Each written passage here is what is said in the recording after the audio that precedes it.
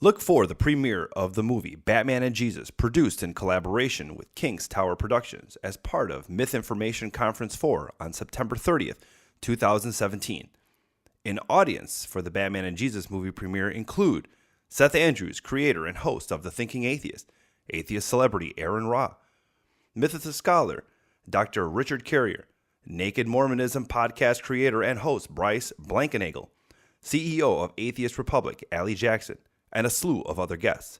The Myth Information Conference will include the very exciting buzzed belief debate titled Islam in the Age of Trump between Asra Nomani and Faisal Saeed al-Mutar that will be moderated by Matt Dillahunty. The conference will also include a lineup of speakers such as London-based YouTube juggernaut Sargon of Akkad, also YouTube sensations Armored Skeptic and Shoe on Head, and Global Humanist Secular Movement editor Melissa Chen. We will also be hosting a special VIP party where VIP ticket holders will be privy to a private presentation by Ron Miscavige, father of David Miscavige, the leader of Scientology, on his experience with Scientology during and after his escape. To learn more or to purchase tickets for Myth Information Conference 4, visit us at mythicistmilwaukee.com. Now, back to the show.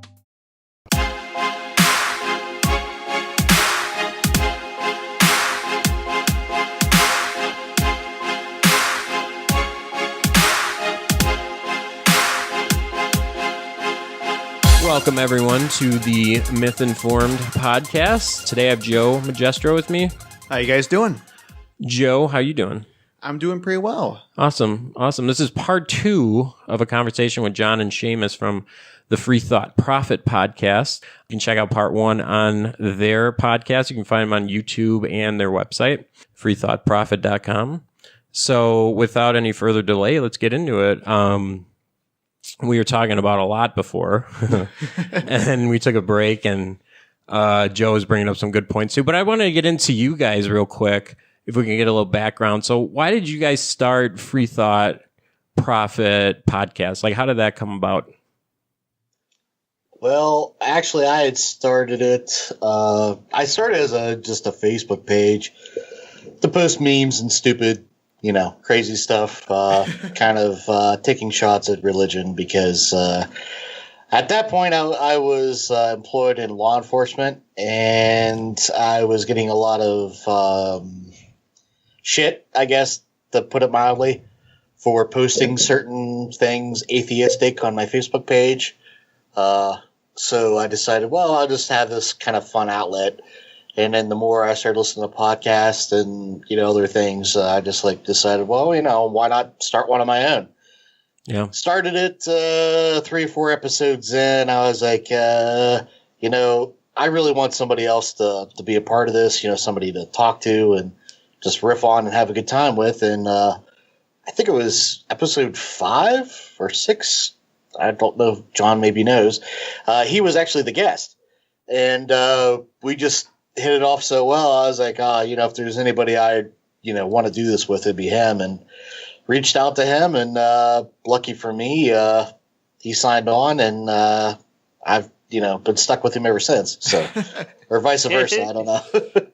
Yeah, that's exactly right. We just had a great laugh the first time round, and I think there's 2 main reasons why I keep it going, in addition to just having good fun with Seamus. The first is the opportunity to talk to wonderful guests. So frequently when we've read a book that we enjoyed, Seamus, or something like that, we're able to get the author on and ask some follow-up questions, which is good fun. And then the second reason is this trope that we often hear from frequently religious people, but sometimes other atheists too, which goes something like, if you don't believe that God exists, why do you talk about atheism so much? And actually, I think that talking about it is important. Firstly, because it does change some people's minds, which is worthwhile to give people some other perspectives. But I also think it's important to normalize the word. So in many areas of the world, to be an atheist can be a very non-trivial matter with serious consequences. But even, I guess, in Ireland and the USA, there are some people who are ostracized and reticent about using the word. So I think it's quite important to use the word atheist often and not shy away from doing it. Yeah, I agree. And it's kind of like the Voldemort effect. I think Majid Nawaz said that. It was a really, really good analogy, but he was using it for something else. But it applies here too. If you don't say it, then people are scared of it or don't understand it. So Yes, yeah, normalizing it. And I noticed you guys were very guest driven. Did you intend to have guests on the show? Do you see more benefit in having different opinions from others on the show? Yeah, and it's not always guests that we agree with. So we've had, I think, 2 or 3 different devout and pious Muslims on the show. And I think some Christians also, Seamus, who we wouldn't necessarily see eye to eye with. And in that context, I don't think we have those folks on in order to have an argument. Now we try not to dominate the conversation, if you know what I mean. We will present our view and challenge their views and ask them to respond to that. But rather than have a debate where we seek a winner, we put the questions to some of those guests that we hope the audience would like to hear answer. And sometimes we're impressed by those answers and sometimes less so. I think that's fair, Seamus. Yeah. I mean, that's the way you have to do it, right? That's how progress is made. Because if you just treat everything like a competition, everyone's just going to become more emboldened in their belief instead of actually changing their minds based on what is. And I always go out the philosophy, I could be wrong at any time, and half the time I am wrong. So I always keep that in mind. But no, I think that's a fantastic way, to do it. I really applaud you guys for doing stuff like that. And John, you were in the Irish atheist group, right? Is that correct?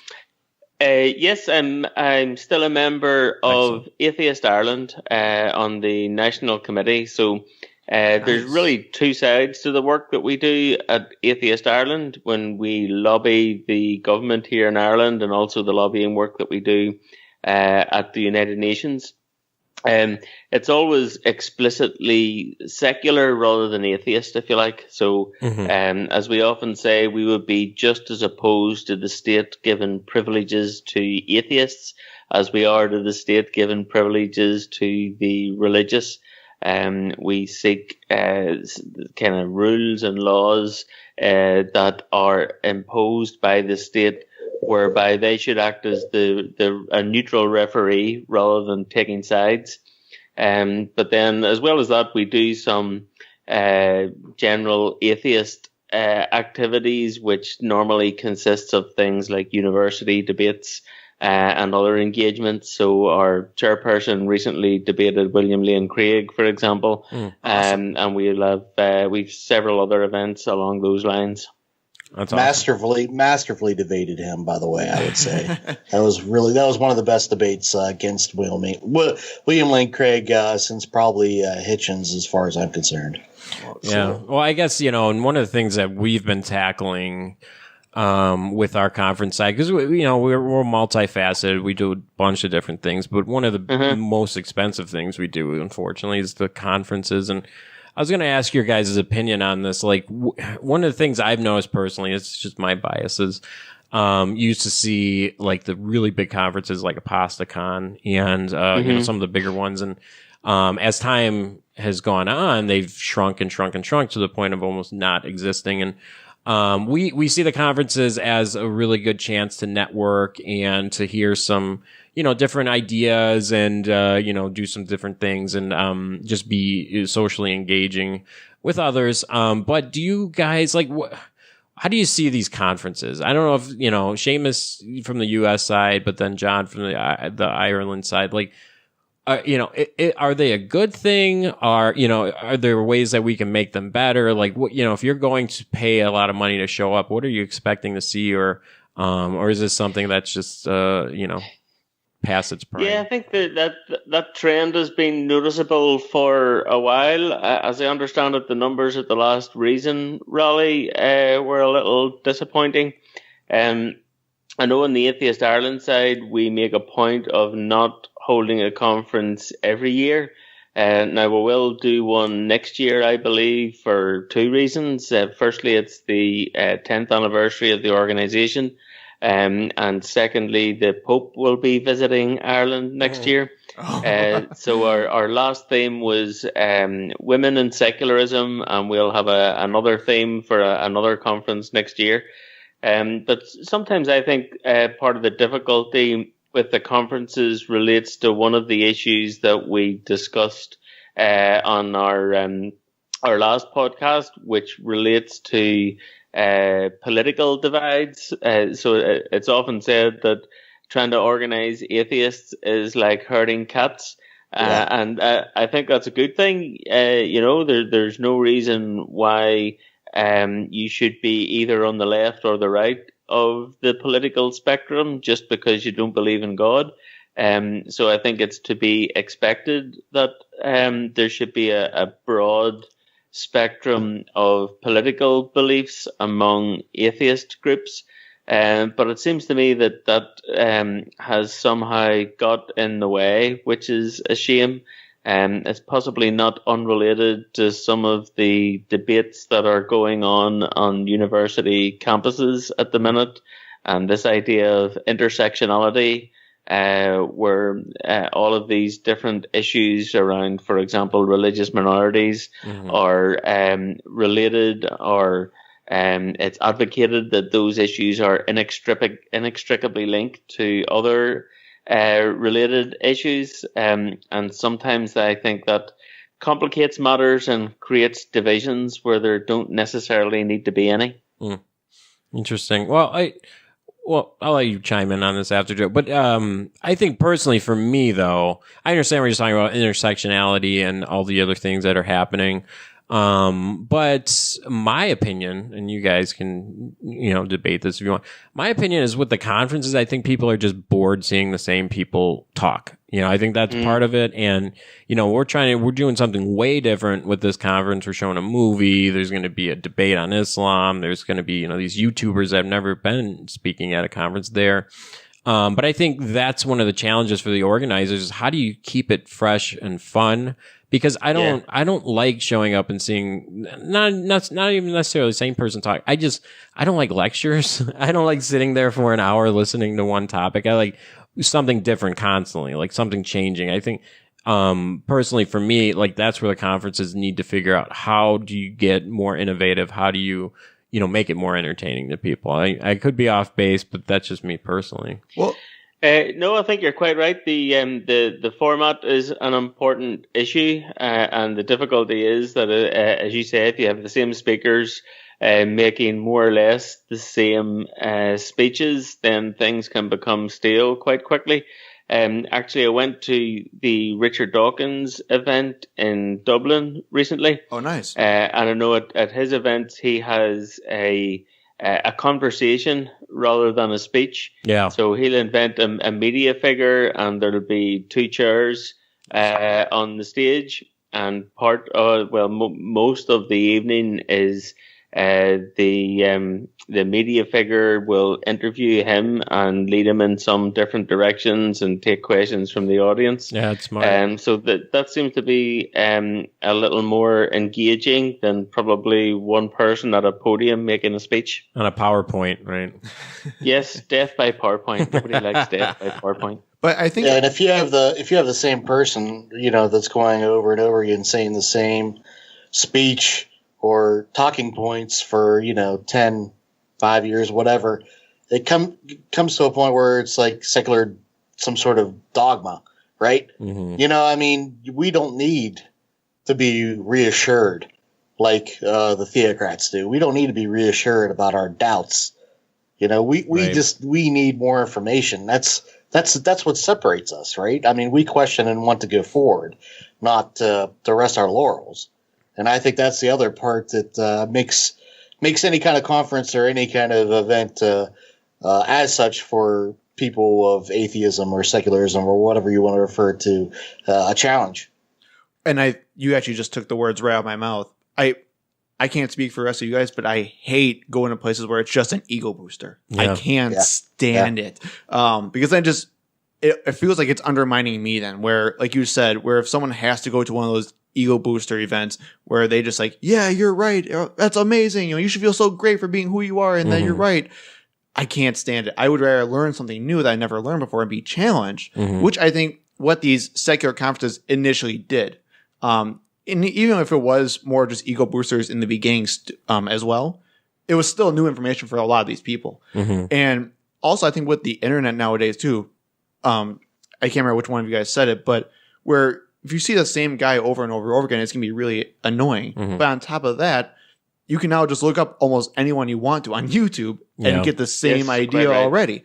Yep. So I think that's what I like about our conference, Sean, where you're secular, but so what? I don't care what you think of now.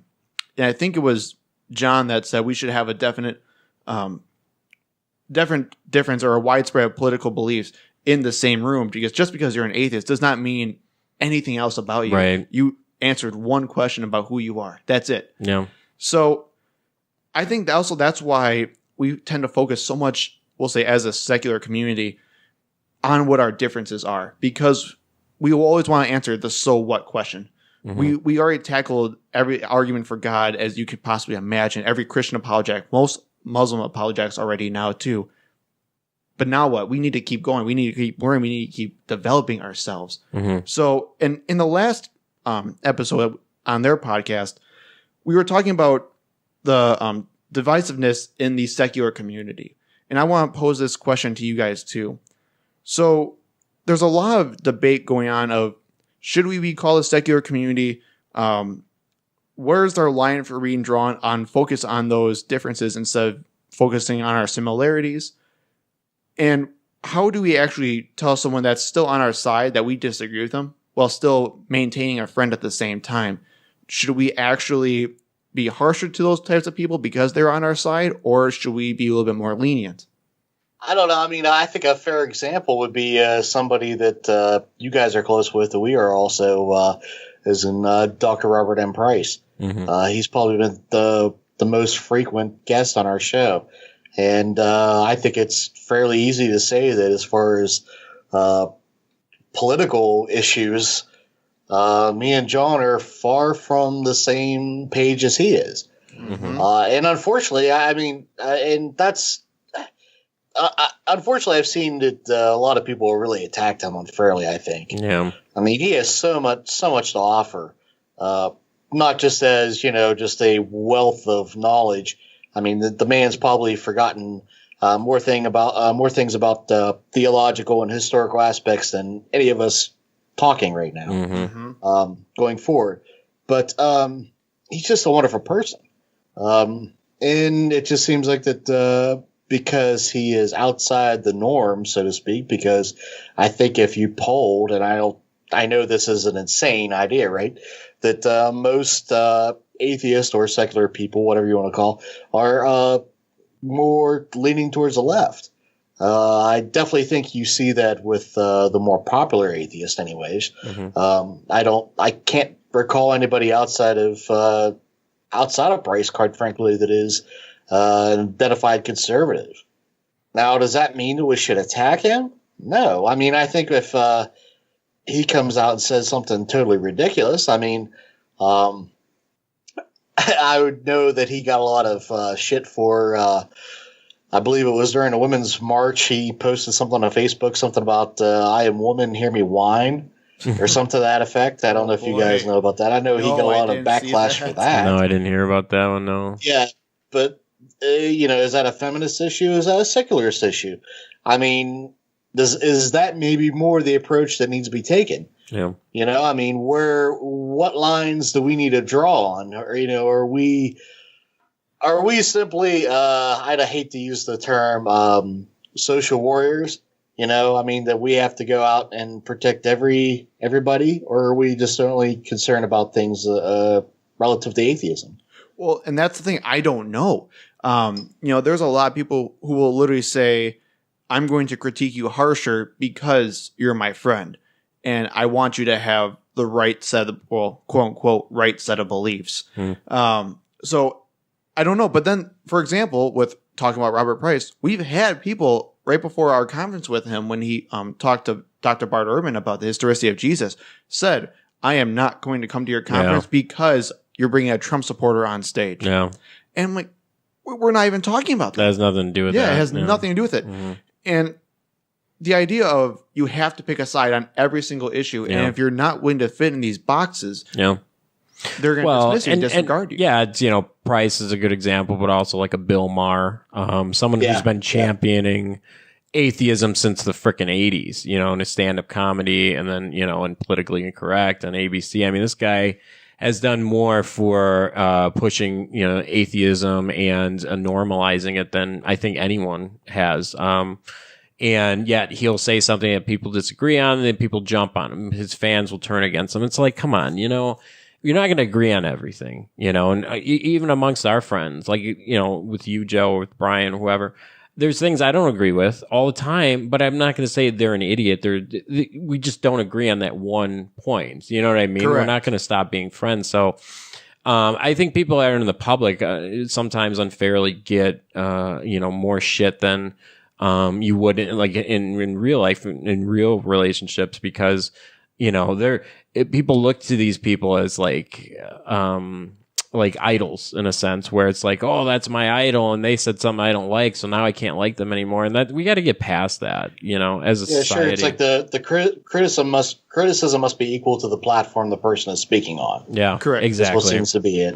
I wouldn't even call them idols, because people show the exact same behavior towards, we'll say, just their general friends and family too. So I wouldn't say that people are idols. I think nowadays people are finding that others are becoming disposable, where if you don't agree with me, I now have, we'll say, 500 friends on Facebook that I can talk to instead of you. So why would I want to deal with you instead, who disagrees with me and challenges me? Yeah, I'm sure there's some people like that. But again, it brings me back to my original point of the benefit in the first show, the benefit of having a network and having a support system, that there is truly a benefit there that people don't understand. And, you paint yourself into a corner and all of a sudden you're ostracized because you can't get along with anyone. There's reasons for that, because, again, focusing on little differences and, taking those to the extreme, that's a problem. Yeah, there's a talk that Steven Pinker gives, and he's describing in the talk what he thinks the purpose of a university education should be. And one of the pieces of advice I think should apply for us all, and that is to learn that when someone disagrees with you, it doesn't necessarily mean that they're stupid or evil. Right. There are lots of subjects on which two reasonable people can have opposing views, and that's okay. I'm reminded, actually, we had a guest on previously. I'm sure you know Ina, who tweets at Nice Mangoes. She had a pretty high-profile exchange with Sam Harris. Okay. Which covered immigration and a few other hot-button topics. But I remember when we talked about immigration with Ina, I think I had a position that was closer to open borders, and she preferred some more vetting than I was discussing. And then Sam Harris had a more restrictive preference than Ina, and that's okay. I mean, there are lots of different possible policy approaches to an issue like immigration. But I mean, my starting point is everyone is trying to find the policy approach that arrives at the best outcome. It's not the case that because we disagree on an issue like immigration, that your opponent is necessarily a racist, a fascist, and an Islamophobe. But all too often, those words seem to come out very quickly. And the difficulty there is, there are real racists and fascists in the world. Right. And if you spend your time calling Sam Harris a racist and a fascist, then all you're doing is diluting the power of those words, which means you have less tools in your armory to deal with the real racists. Mm-hmm. Well, let me ask you guys this: do you think, as we'll say part of the secular community, do you think we should be focusing on all those differences that we do have, or do you think we should try to sidestep those and focus more on the main idea of we're fighting for a more secular world? Well, I prefer to talk about those issues, and it's difficult because there's nothing as certain that someone's going to call you a racist, a fascist, and an Islamophobe. But if you look at, for example, let's take some of the highest profile news stories that relate to religion in the world today, and it's going to be things like mass casualty jihadist attacks will dominate headlines for a long period. Now, someone like Douglas Murray in the UK will say that it's just not sensible to disassociate these stories from the fact that there's large movements of Muslim people into Western cultures, and that is not unrelated to the fact that there are these mass casualty jihadist attacks. Now, I happen to disagree with Douglas Murray on his prescriptions in terms of how to deal with that problem. So, for example, one of the issues that he raises, I won't get this exactly right now, but I remember he discussed some cases in Germany whereby there were several men who turned up in GPs, in doctors' surgeries in Germany with their 14-year-old wives looking for medical treatment for their wives who they had just made pregnant. Now, in my view, that's called statutory rape, and you go to jail for a long time, and it doesn't give you any mitigation against that to say that you have a religious reason for that. Whereas the German authorities were looking to provide derogations because these people were coming from different cultures. Yeah. Now, as Douglas Murray would describe this as a problem for those who want more open borders type approaches, and he would argue for reducing the volume of immigration on that basis. Personally, I think if we had sent those people back to the countries where they came from, the 14-year-old girl is still going to get raped by her 40-year-old husband. So you're not solving the problem by sending them back. If anything, the rapes are more likely to continue over there than over here. But I mean, it's really difficult, I think, to talk about some of those problems without having the whole conversation hijacked by people who just want to shout racist and fascist and Nazi. And as I say, I disagree with Douglas Murray on his prescription and his answer to the problem. But I want to have the conversation. I want to look at how many people from different areas of the world are moving in migrations that are now increasing in numbers, and the fact that these people come from areas of the world where they're likely to have very different religious and cultural traditions presents issues, and we should figure out how best to deal with the issues rather than ignoring them and pretending that the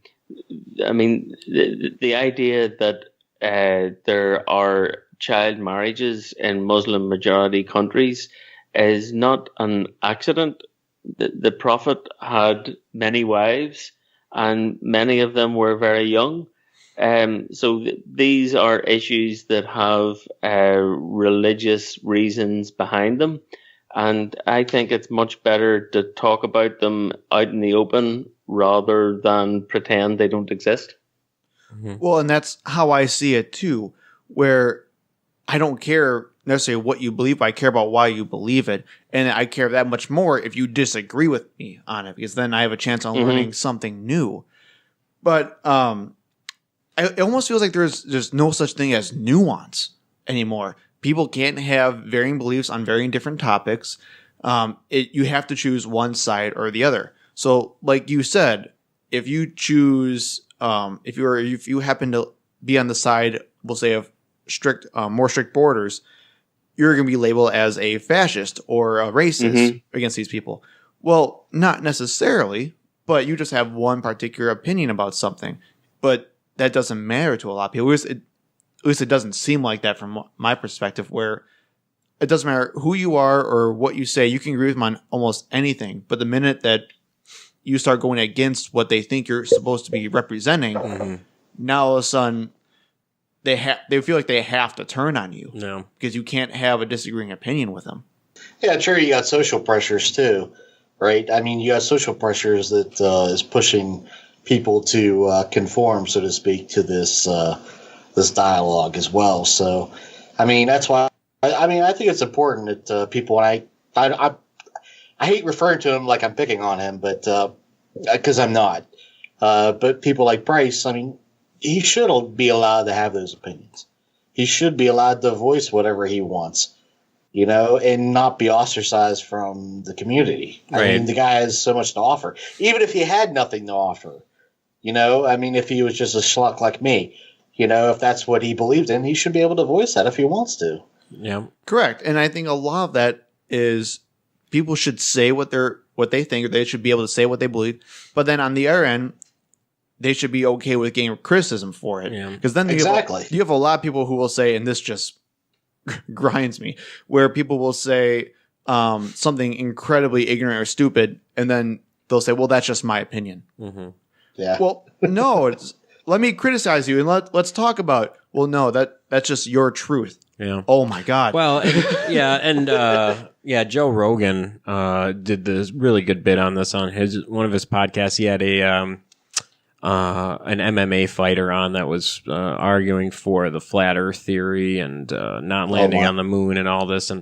And while I agree, everyone should be able to have the right to believe what they want.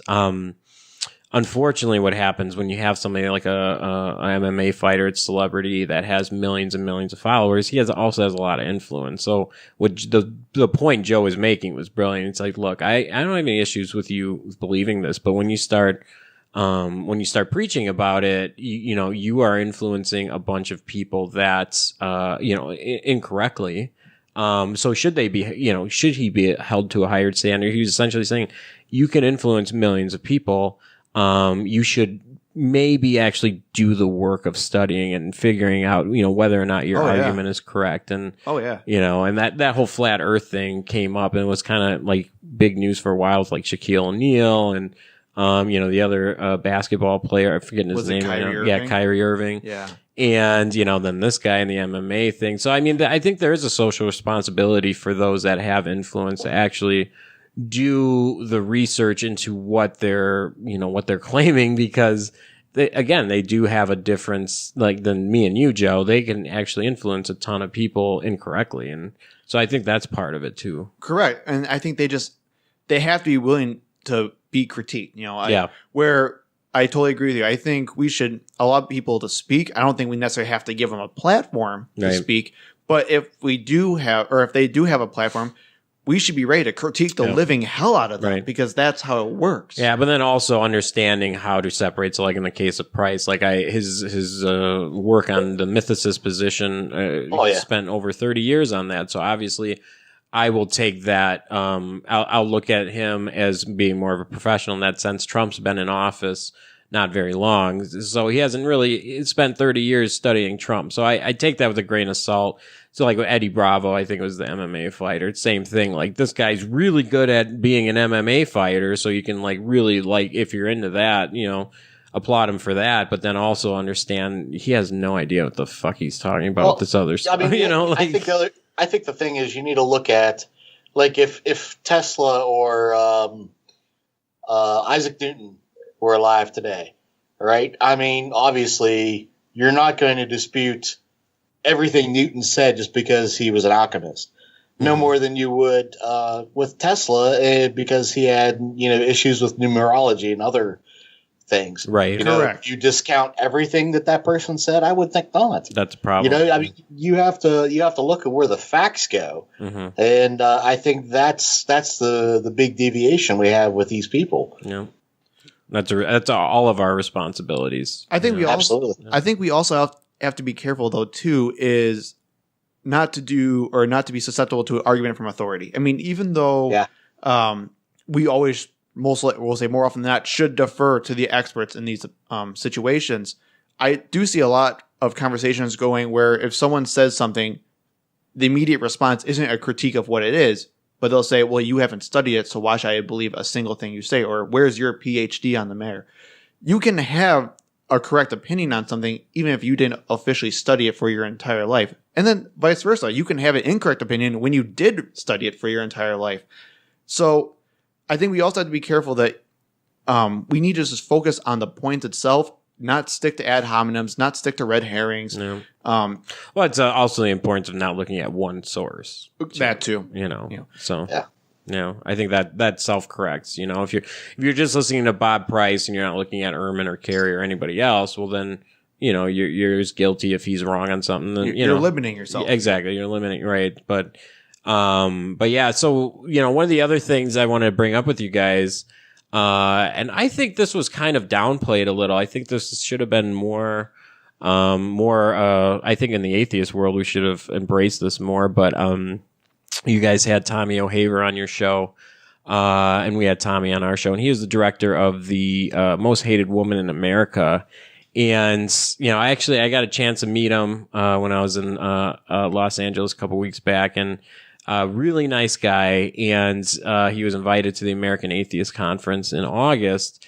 And one of the things I noticed when that movie came out, it got backlash from the atheist world, specifically some people at the American Atheists saying how, the story was on Madalyn Murray O'Hair and it depicted her in a way where she did good things and she did some bad things. She was human just like anyone. She did some really good things for atheism. She also was maybe profiting off of some of the other things. And, Tommy was saying that 90% of what was in that film could be backed up by sources. So, the reception of that wasn't as great. Well, we're glad the movie was made, but this isn't right and this isn't right, whatever. But I think the fact that a movie was made about the founder of the American Atheist Organization, I think that was like huge. And, the atheist world, we really didn't receive that well. You didn't really hear people talking about it.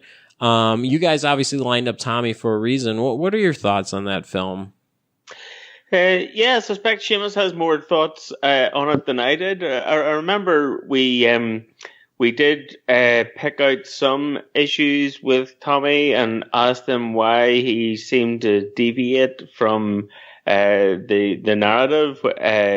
Because I mean the story as it is known to be true is just so fantastic. It doesn't seem that you need much artistic license to change it around much. But I have to say the thing that left me a little cold about the movie was that they focused so much on the end of her life and the murders and that whole side of it. And I can understand that from dramatic reasons. Mm-hmm. But some of the interviews that she gave on television and some of the one-liners that she delivered are just so wonderful that it seemed to downplay that a little. So that kind of disappointed me. But then, they're making a movie for a mass market that just has to be a good drama and a good movie. And I think Tommy did a great job of that, actually. I mean, it certainly held my attention.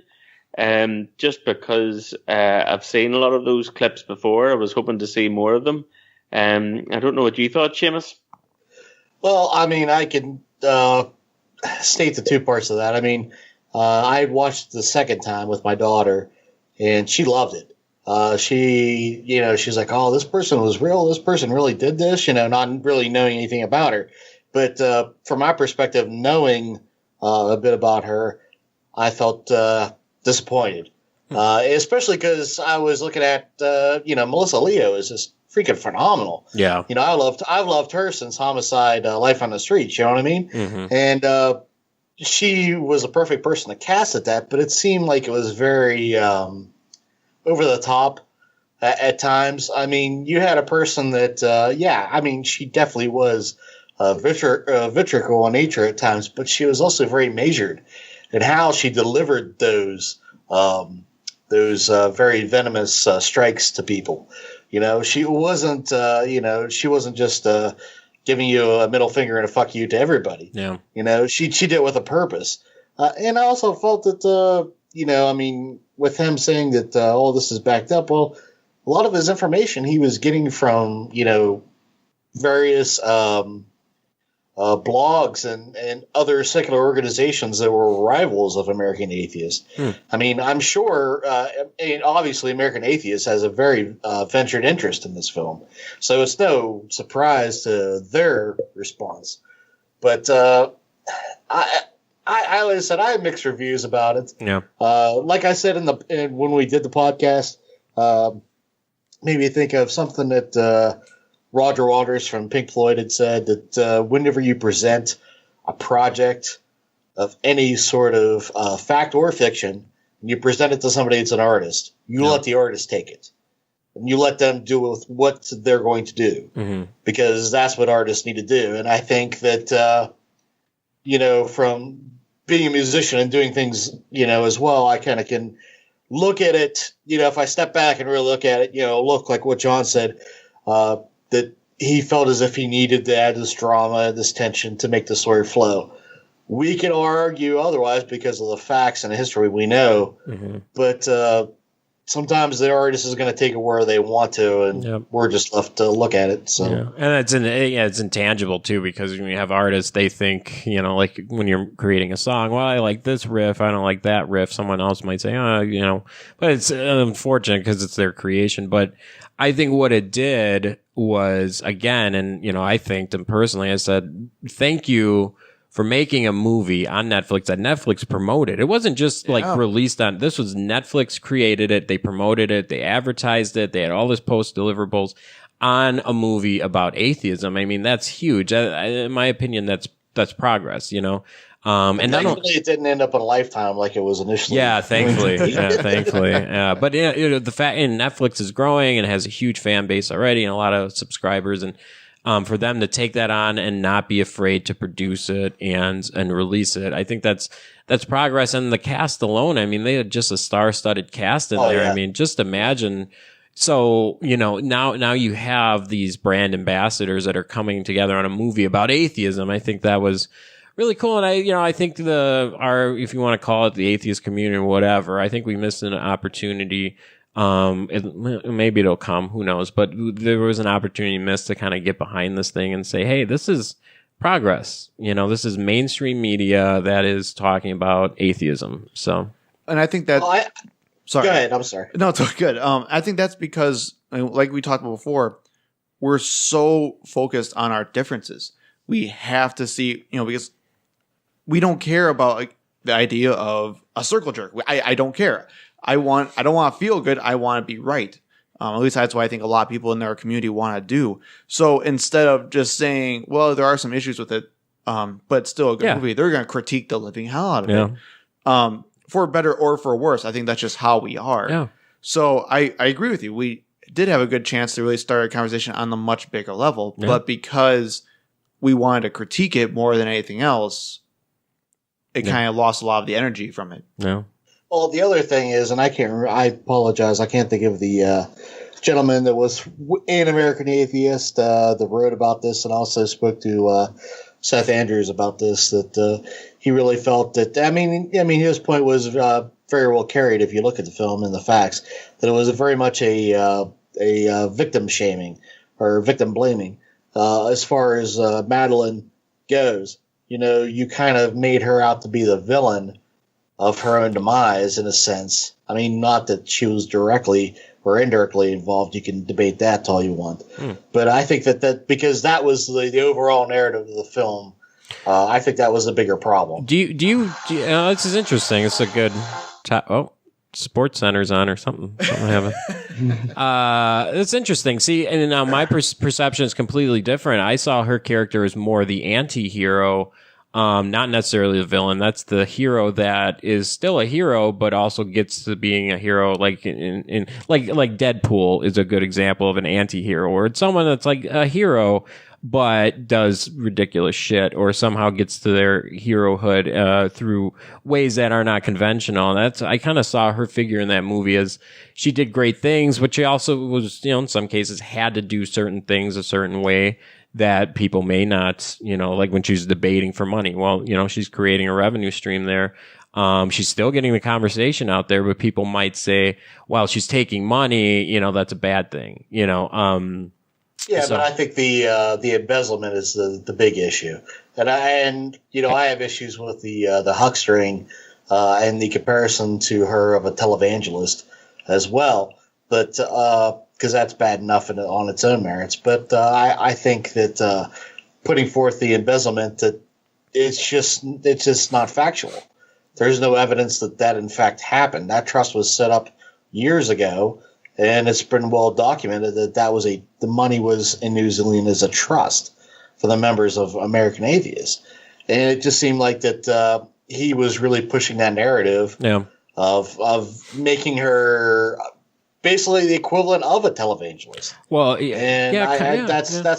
that's the big issue for me with it. Yeah. So. Well, the other thing I think the movie cleared up though was if you ask anybody from that time frame, your parents or whatever, someone, maybe even some people we know, they, Madeline Murray O'Hare, she's the one that stole the money and left, right? That's what the narrative was. A lot of people thought that's what she did. And what this movie actually showed was, no, even though her own organization thought she stole the money and left and disappeared, she was murdered. And I think that, because it happened years. They didn't find their bodies till years, in the future. This narrative was stuck in people's head. Oh, she was the atheist that stole all the money and left to New Zealand. And I think what this movie did was actually put a nice closure on that. No, even though you thought that, no, actually she was brutally murdered. And you could have done that, and you could have done that with still the villain, the true villain in the whole situation, as far as the murderers. And saying that they heard this information after he was let go from American Atheist, and that's why he went back. Yeah. Or that he just knew that they had that account and, and had her explain why it was there instead of vilify her the way they did. Yeah. I mean, that's my biggest hang up about the film.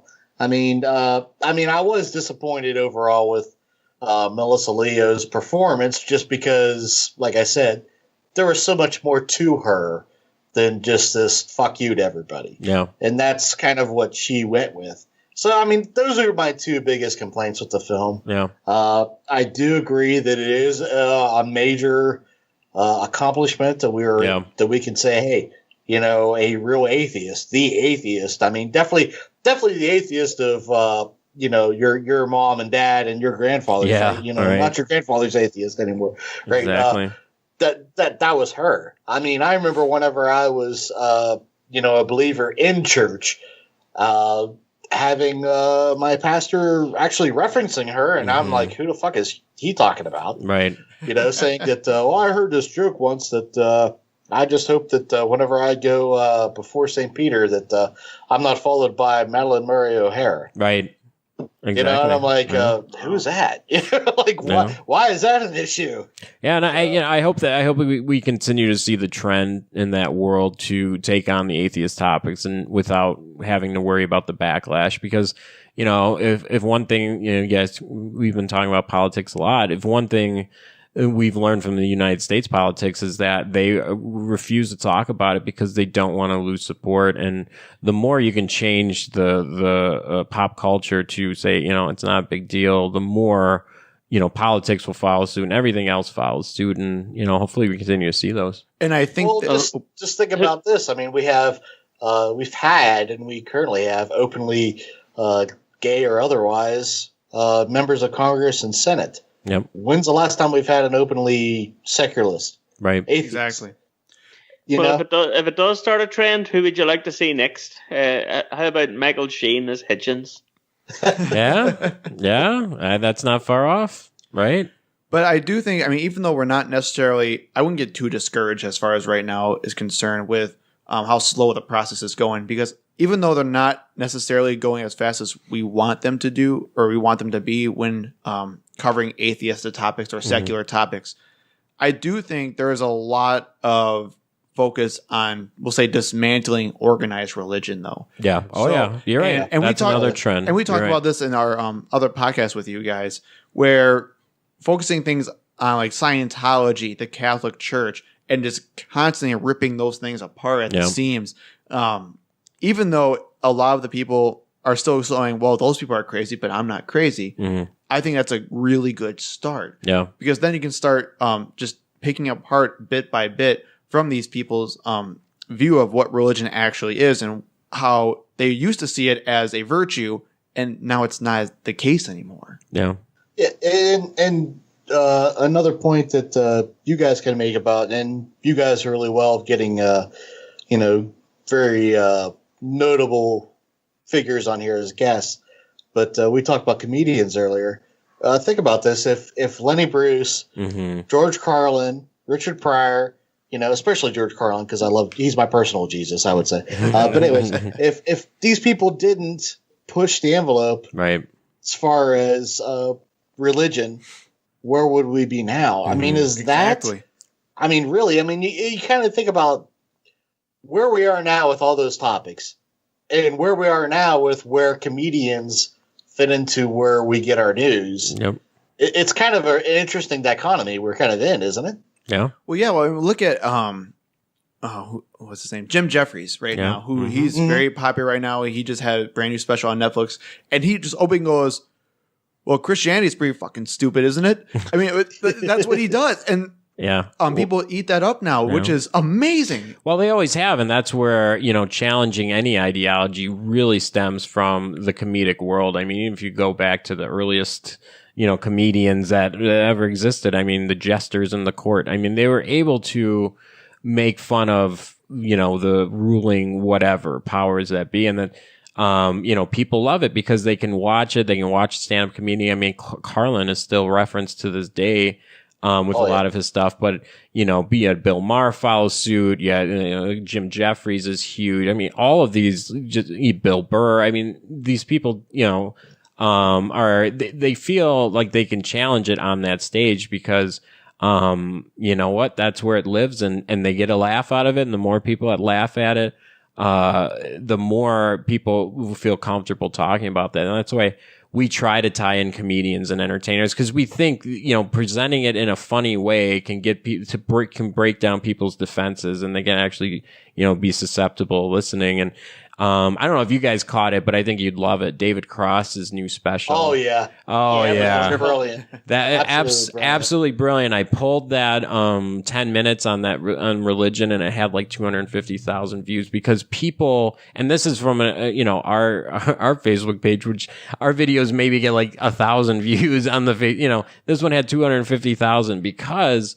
he was able to cut through it and make it funny and still hit on a very important topic, but because people are laughing, their defenses drop, and, you know, there really is a strong connection there, I think.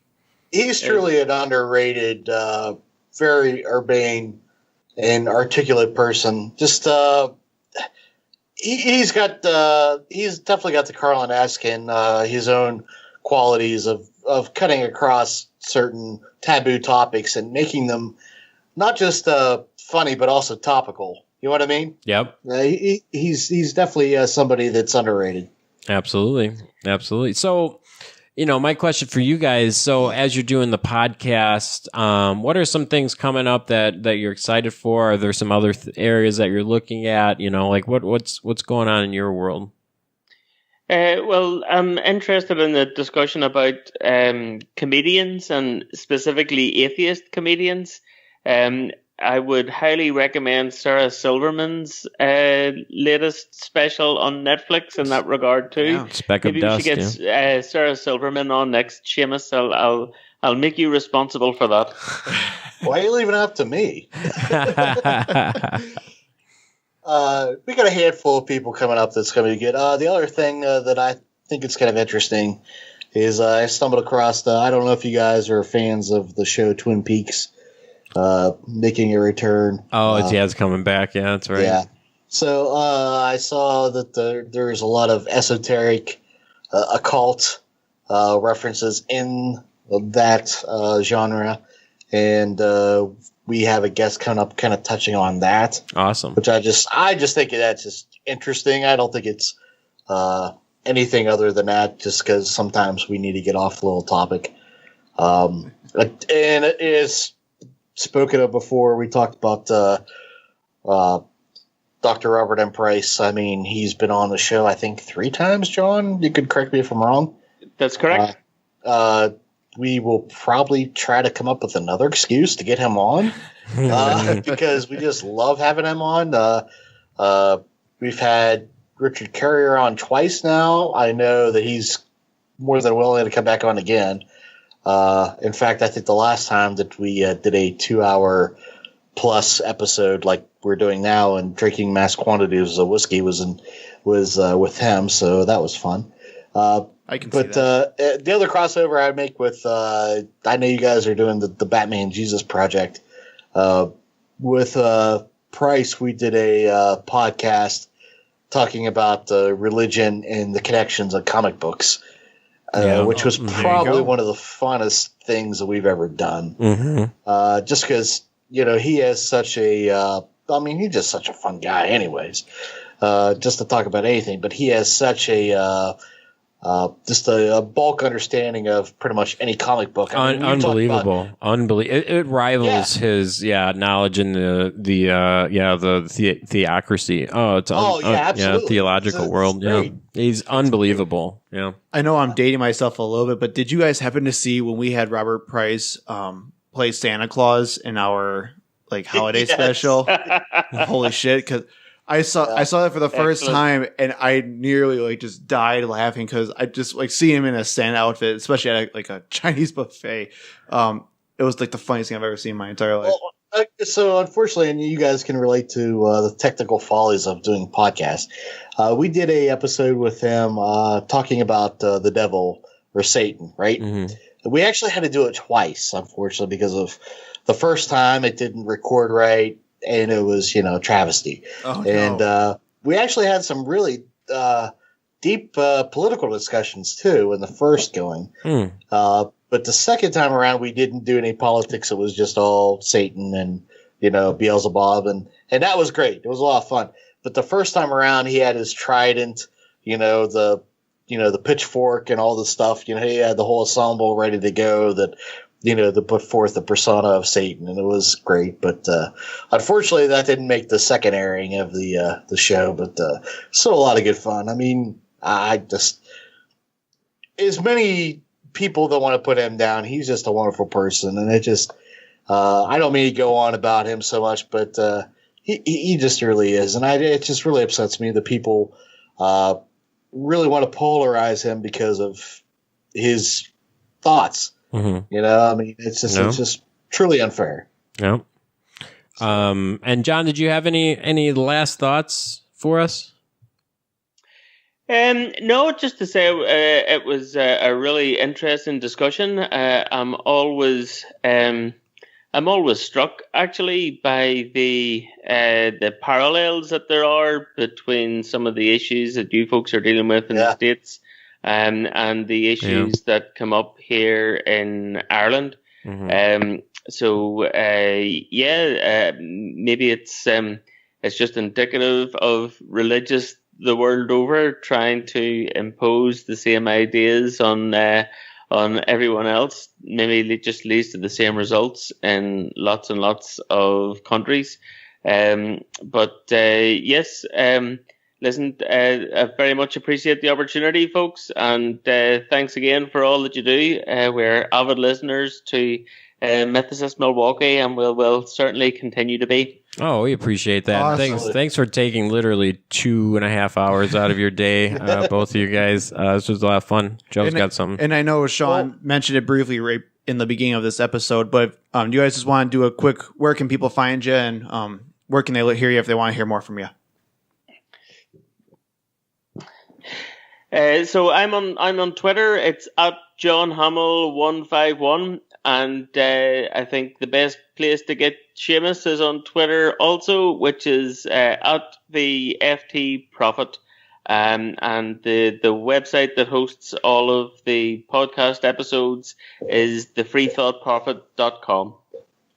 Awesome. Yeah, and as far as mythicism, I think that's really an important thing to put forth, and I'm really glad you guys are carrying that forward, because when it comes down to breaking down ideas, once you kind of crest that so-called caveat that there is historicity in some of these ideas, it all falls apart. Yeah. And that's why I think it's important that people like Price and Carrier, Fitzgerald, and even the late Murdoch, going forward, I mean, I think that these people need to be really looked at, and I'm just glad what you guys are doing, and hopefully we can carry some of the torch as well. John, Seamus, thank you so much for joining us again. Free Thought Prophet podcast. Check them out. We'll have the links in our show notes, as well as the blog and all that other stuff. So, guys, thanks for joining us, and keep up the good work. Thanks a lot, folks. Take care. Thank you. Thank you for listening to Myth Informed.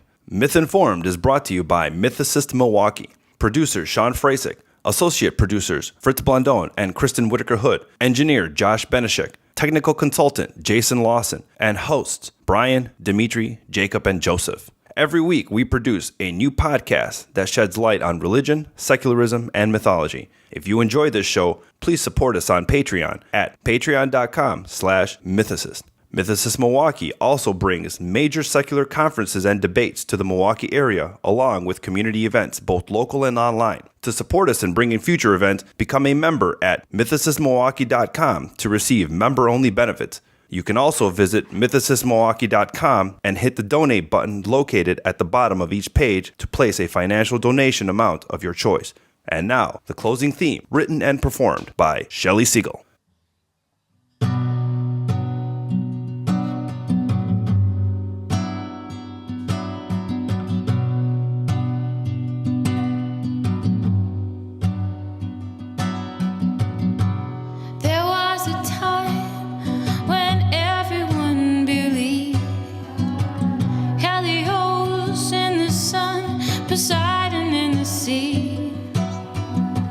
Athena's wisdom and beauty, and Hades underneath. Isis of fertility, and ether of the Greeks. They all lie at rest, and who will be the next to die?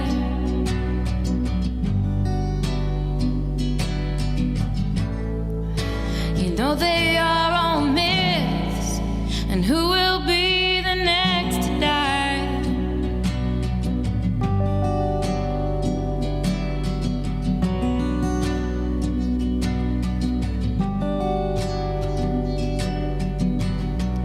There was a time when everyone believed. Helios in the sun, Poseidon in the sea. Athena's wisdom and beauty, and Hades underneath. Isis of fertility, and ether of the Greeks. they all lie at rest. And who will be the next to die?